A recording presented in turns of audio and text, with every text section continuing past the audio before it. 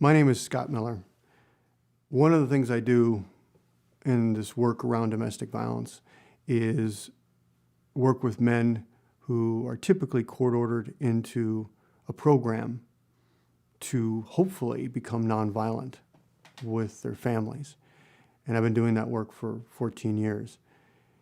And one of the things I've learned from them is how they get their way as men in the home. And one of those tactics that are on the power and control wheel that men use is this use of children as a way to leverage her to either start doing things that she's not or stop doing things that she is.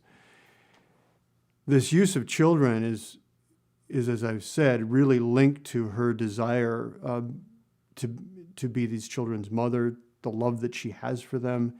He sees this and he knows that if there's any way to get her to stop or start doing something, it's to use the most precious thing in her life, which are her kids. This can take a lot of different forms. So for example, in a relationship where it is ended and they're apart, she will have certain ways of raising that particular child. So if it's a young child, the child will nap at a certain time and then get up and have a snack and then have lunch at a certain time. And really, anybody who's parented children know that, especially when they're young, kind of that structure and predictable way that the day goes on is important to children. And so what he'll do is he'll interrupt that on purpose. So what we hear from women who pick up their kids through a visitation center, for example, is that the kids come back with loaded diapers, or he will stuff the children full of sugar prior to sending the kids back, knowing full well that because he hasn't napped them and now he's filled them full of sugar, that they will be a nightmare for the rest of the day with her when she takes them home. And it really goes to this realization that although these men love their kids, their desire to control and make their partner pay for something they have done supersedes that love, because they will use those kids as tools to get back at her.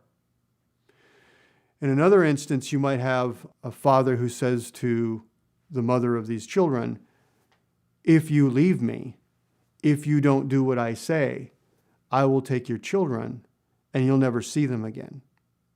Now, for most of us who work in the courts, we know that that's a pretty difficult thing to achieve, is to force another parent into a position where they never get to see their children.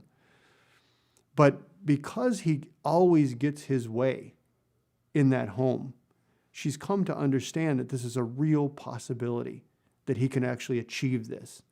And so it drives home this idea that I better do what he says, because nothing's more important than my kids. And if he takes them from me, then I lose a big part of myself. And he knows that, and he uses it against her.